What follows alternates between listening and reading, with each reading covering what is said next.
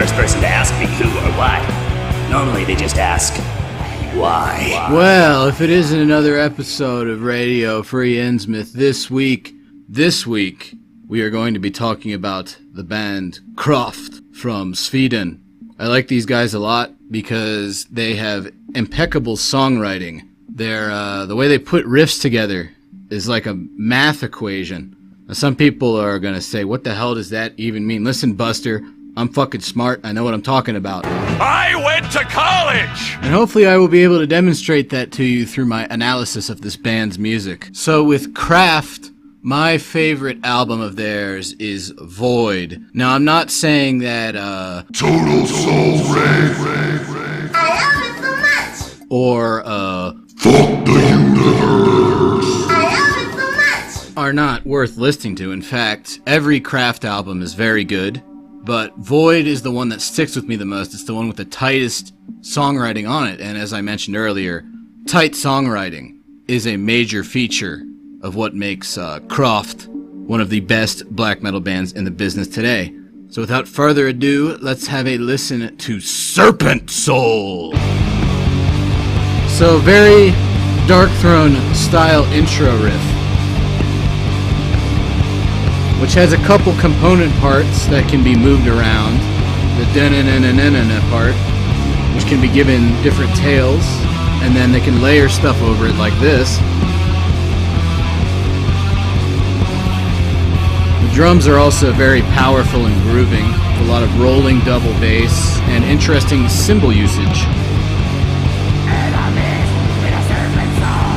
Lyrics for Kraft deal with generalized misanthropy over an apocalyptic background. And it makes sense, the cover of this album is like a guy going, yay, in front of a mushroom cloud. It seems to be a reaction against the emptiness and spiritual desolation of modern existence, if I were to attempt to put a finger on it.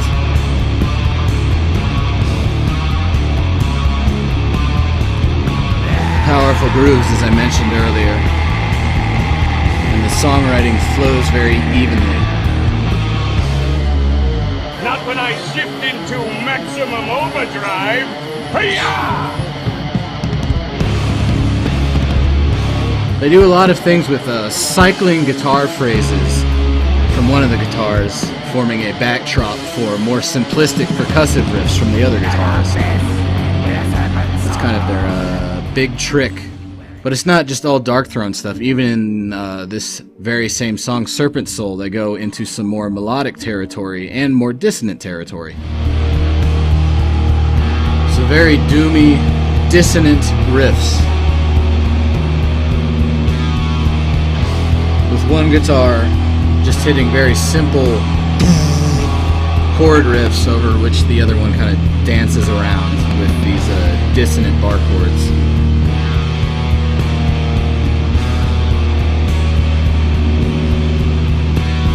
But Kraft are a master of breaking things down, deconstructing them, and then building them back up. Like that! So despite how bleak their worldview is, I think the fact that they include parts like this demonstrates that they feel there is hope for existence after all. Everything just has to be burnt down first, so very Nietzschean Untergang, thus spark Zarathustra type shit. Later on in this album, they do a pretty cool little Morbid Angel reference, which I'm going to break down for you guys, because you might not know Morbid Angel. So here is some Morbid Angel. Do not adjust your speakers.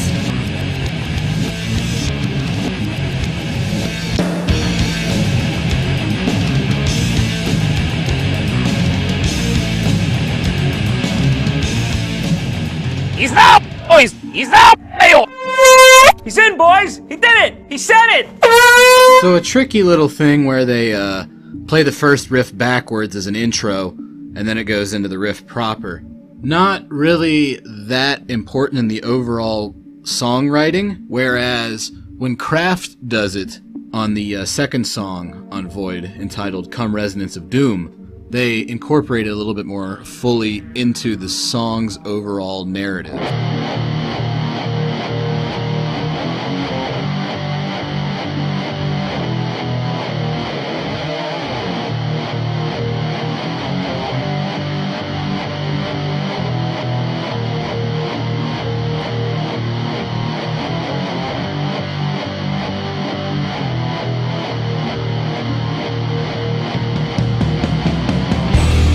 So they were playing that riff backwards, but then when they go back to normal music, it's still that same backwards riff.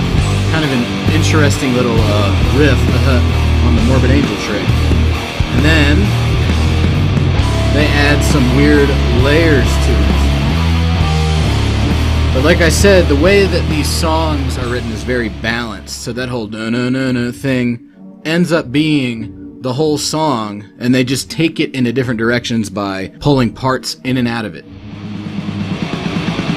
So it's that same riff from earlier, comes back, but they do a Burzum beat under it with the rolling double bass, the snare being hit on the third beat of the measure.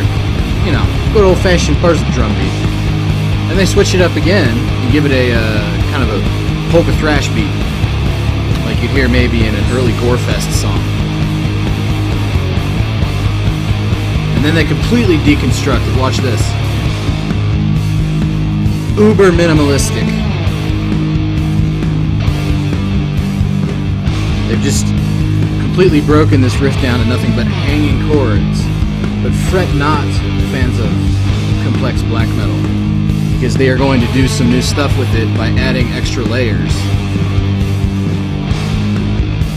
I swear they will. It's coming. There we go. So really, this song in particular is all about them finding just about every different way they can to play this little musical phrase. Very Baroque in a sense.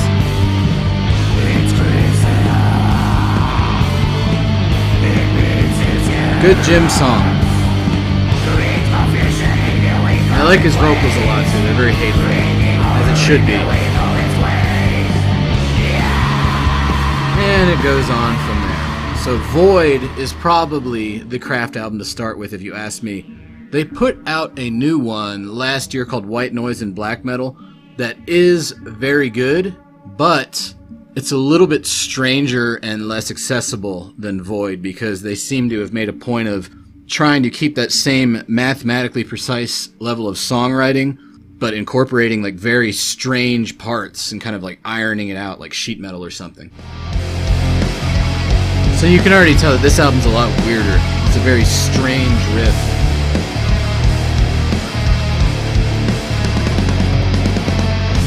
And then this kind of Gustav Holst percussive off-time thing. A lot of that on that album, which I like, but it took me a while to get into it, whereas when I first heard Void, I wasn't that familiar with Craft, and it immediately sucked me in, and it's like one of my favorite black metal albums. So whatever.